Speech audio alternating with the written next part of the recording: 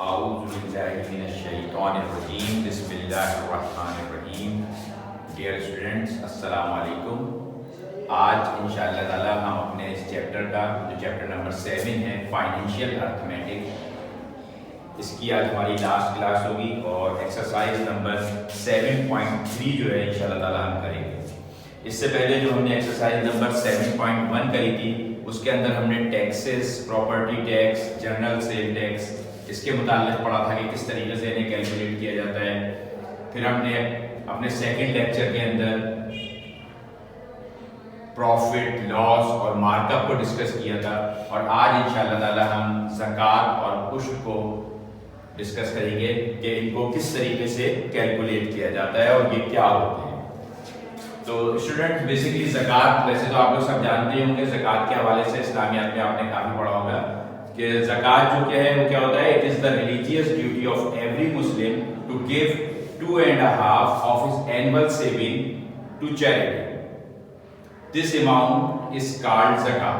ज़कात बेसिकली क्या है, हर मुसलमान की एक ये जिम्मेदारी दी गई है अल्लाह ताला की तरफ से कि वो अपनी जो भी इनकम होती है हमारे पास, इसके तरीक़ेकार तो बहुत डिटेल के अंदर है, लेकिन बस हमें सिंपली ये देखना है कि जो हमारे पास सेविंग होती है एनुअल, उसमें उसका जो भी हमारे पास सेविंग होती है उसका 2.5% यानी 2.5 जो है वो हम उसमें से अल्लाह की राह में उन लोगों के देते हैं जो कि ज़रूरतमंद होते हैं। तो बेसिकली हमारे पास ये होता है कि जो भी हमारे पास एनुअल सेविंग हो रही है, जिसका जो तरीक़ेकार बताया गया है अल्लाह ताला ने जिस तरह से, उसके मुताबिक उस एनुअल सेविंग पे 2.5% जो है हम अमाउंट जो गरीब लोग होते हैं उनको देते हैं। तो वो किस तरीके से निकाला जाता है वो अभी हम आगे चेक कर रहे हैं। इसके अलावा दूसरी चीज जो होती है जो कि हमारे पास एक रिलीजियस ड्यूटी के तौर पे है वो है उश्र। उश्र जो है वो बेसिकली ज़कात की क्या किस्म है, जो कि हम जो होता है एग्रीकल्चर लैंड पे जो हम खेती बाड़ी वगैरह की जो ज़मीन होती है उससे जो आमदनी हासिल होती है, ज़राअत जिसे कहना चाहिए, उसके ऊपर हम पे करते हैं। और ये जो होता है बेसिकली 10% होता है, जैसे कि नाम है इसका उश्र। उश्र का मतलब भी 10 होता है जिसे कहना चाहिए। तो बेसिकली 10% दी जाती है। ये थोड़ी ज़्यादा क्यों होती है? ये थोड़ी ज़्यादा इसलिए होती है कि इसके अंदर हम जो भी फसल तैयार करते हैं तो वो बेसिकली क्या होती है, नेचुरल रिसोर्सेज वगैरह से तैयार की जाती है। पानी वगैरह जो है वो अल्लाह ताला की तरफ से ही मुहैया किया गया है। तो इसकी थोड़ी सी जो परसेंट है ये क्या है, 1/10 होती है। जो भी हमारे पास सेविंग होती है उस क्रॉप की प्रोडक्शन से, उसका 1/10 जो है वो हम क्या करते हैं, उश्र के मद में गरीब लोगों के लिए निकालते हैं। तो बेसिकली दो चीजें होती हैं, ज़कात और उश्र। ज़कात जो होती है वो 2.5% होती है और उश्र जो होता है वो 1/10 ऑफ एनुअल सेविंग होता है।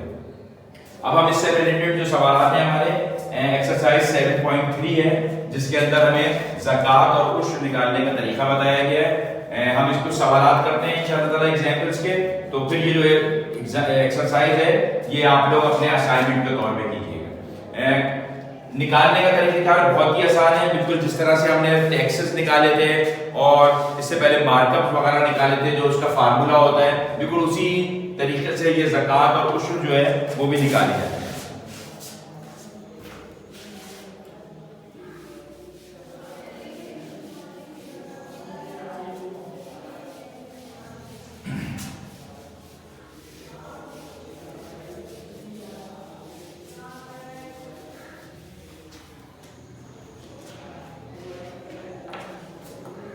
इसका पहला सवाल है, a man saved 10,000 rupees in a year. How much zakat is due on him?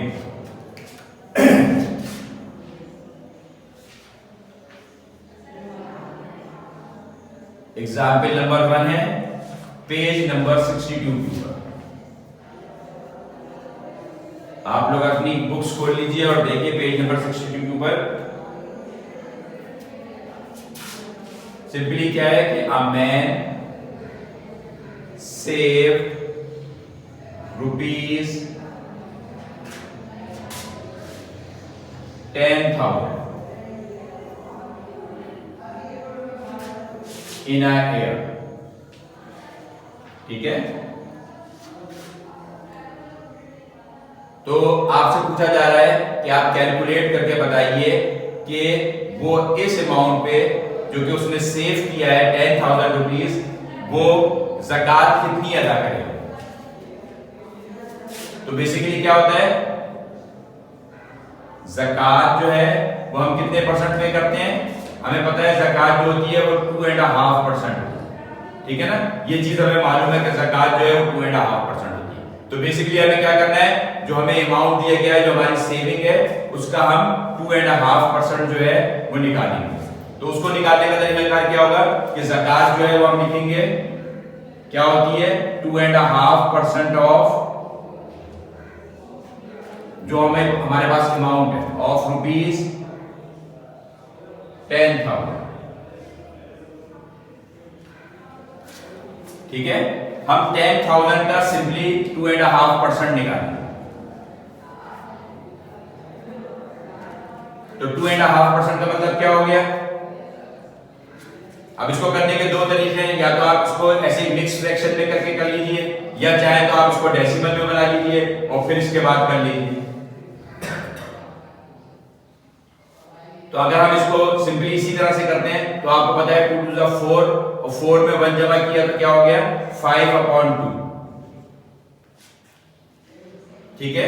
और हमें पता है कि ये जो परसेंटेज का निशान होता है ये क्या आ जाता है, ये अपॉन में आ जाता है। तो अगर हम इसको करेंगे तो ये 5/2 और इसको आप लिख सकते हैं अपॉन क्या आ जाएगा ये 100। अब आप इसी कंटिन्यू इधर से लगा दीजिए, ठीक है। यानी इसको हमने लिख लिया सिंपली इस तरह से, और डिवाइडेड बाय क्या हो जाएगा ये 100 आ जाएगा इसको, और मल्टीप्लाई बाय क्या हो जाएगा ये आगे 10,000 लिखा हुआ है, ये सिंपली 10,000, सही है। अब आप लोगों को पता है कि ये डिवाइड का निशान जो है ये इसको जब हम मल्टीप्लाई के निशान में चेंज करते हैं तो क्या हो जाता है ये सिंपली हो जाता है 5/2 मल्टीप्लाई बाय, यहां पे क्या है बेसिकली 100/1 है समझे। तो ये जब ये डिवाइड का निशान इसको पलटेंगे तो क्या हो जाएगा 1/100,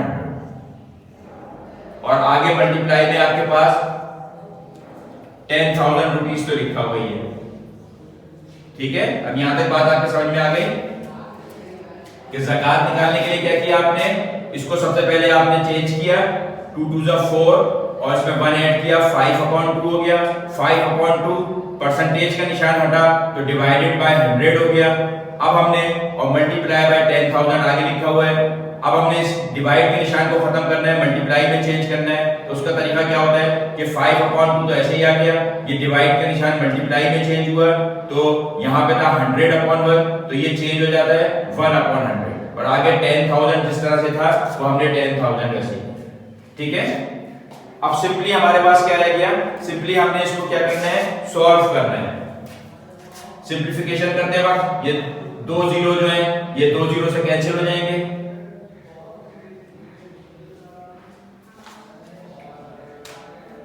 और ये जो 2 है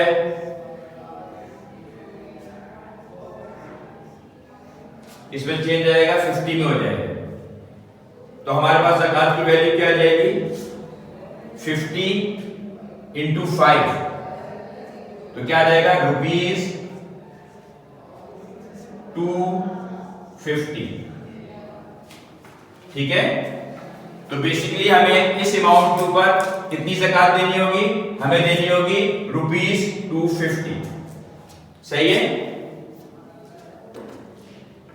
ये सवाल आप लोगों को समझ में आ गया कि किस तरीके से हमने अपनी ज़कात कैलकुलेट करें।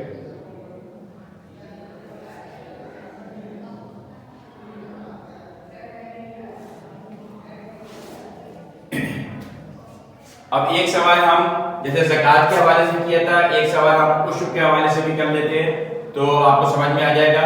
उश्र के लिए हमने बताया था कि ज़कात जो होती है वो 2.5% होती है और उश्र जो होता है वो 10% होता है। तो हमें क्या होगा, जो भी हमने एग्रीकल्चर लैंड होगी उस पर जो सेविंग हो रही होगी उसका 10% अगर हम लगाएंगे तो वो उश्र होगा।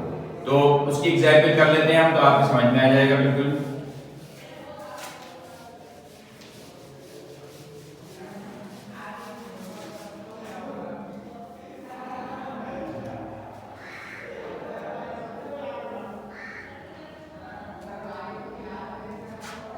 इसकी ये एग्जाम्पल नंबर 3 है, इसी पेज के ऊपर, पेज नंबर 62 के ऊपर एग्जाम्पल नंबर 3 है, और उसमें आपसे कह रहे हैं calculate push on a rice crop amounting of ₹8,50,000 produced by natural resources. कह रहे हैं राइस की क्रॉप थी, राइस क्रॉप जो थी चावल की फसल, ठीक है।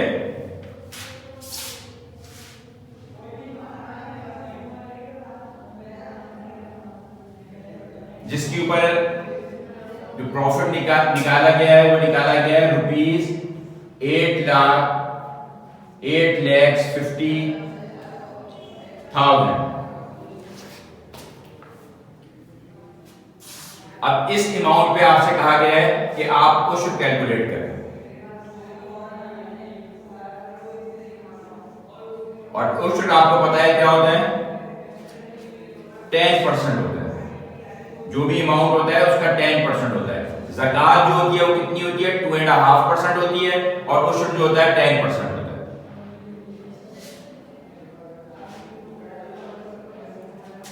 तो इसको निकालने का तरीका क्या होगा, हम कहेंगे उश्र जो निकलेगा वो निकलेगा 10% ऑफ जो राइस क्रॉप थी हमारी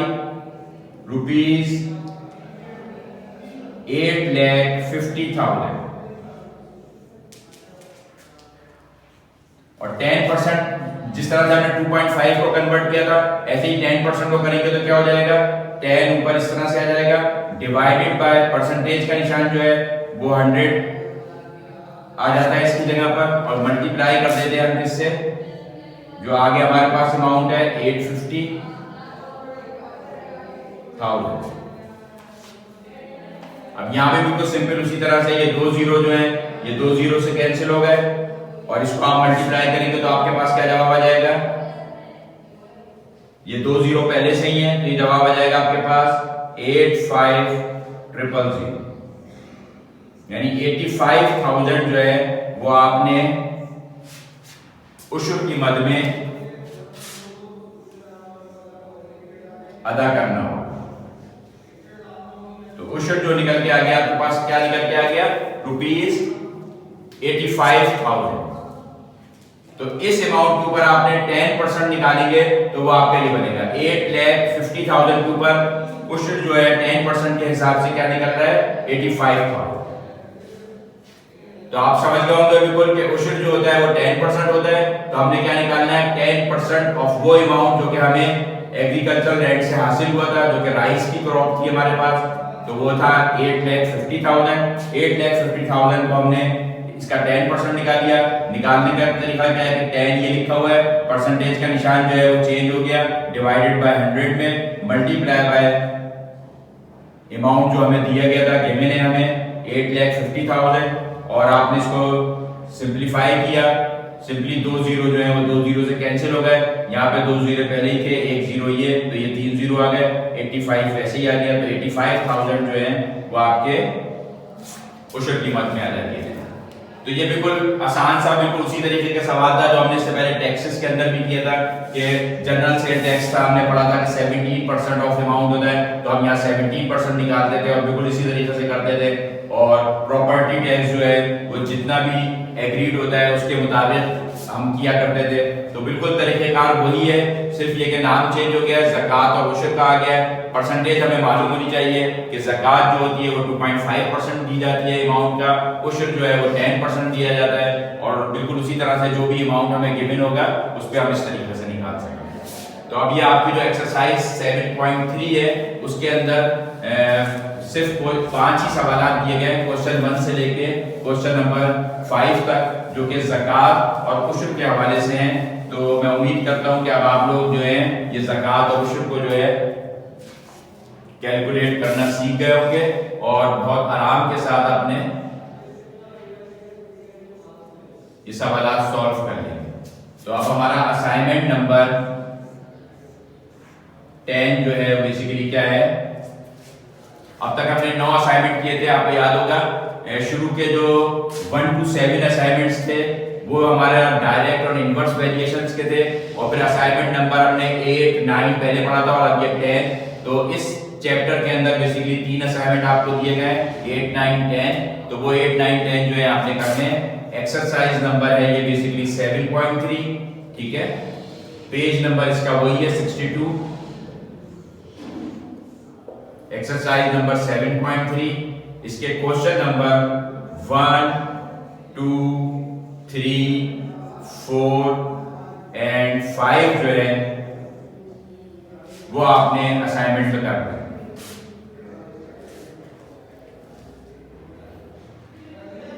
और आप लोगों ने अब तक जिन्होंने कॉपीज वगैरह चेक नहीं करवाई हैं वो फिर विंटर वेकेशन भी शुरू हो जाएगी, तो बेहतर यह है कि जल्द से जल्द इस जो डे होता है हमारा थर्सडे को अपनी तमाम कॉपीज अपने तमाम असाइनमेंट्स कंप्लीट करके आप लोग सबमिट करा दीजिए ताकि वो चेक हो जाए और आपको मिल भी जाए। और ये अब हमारे दोनों चैप्टर जो दिसंबर के हवाले से हमारे सिलेबस के अंदर थे हमने दोनों को सॉल्व कर लिए हैं, चैप्टर नंबर 6 और चैप्टर नंबर 7। इंशाअल्लाह ताला इन मंथ ऑफ जनवरी जब आपके स्कूल दोबारा खुलेंगे विंटर वेकेशन के बाद तो हम अपना जनवरी का सिलेबस जो है वो करेंगे। इस वक्त जो है हमारा ये अल्हम्दुलिल्लाह सिलेबस जो है वो कंप्लीट हो गया है, चैप्टर नंबर 6 और चैप्टर नंबर 7। और आप लोग इसके जो असाइनमेंट हैं क्वेश्चन असाइनमेंट नंबर 1 से लेके असाइनमेंट नंबर 10 तक कोशिश कीजिए कि थर्सडे को जो डे है यहाँ कैंपस 20 में, तो जो कैंपस 20 के जो बच्चे हैं वो लाजमी तौर पे थर्सडे को यहाँ पे सबमिट कर दें। और बाकी और दूसरे जो बच्चे हैं वो अपने अपने कैंपस के हवाले से जो उनको डेट दी गई है वो अपनी मैथ्स की कॉपियाँ जो है सबमिट कर दीजिए। जज़ाकल्लाह।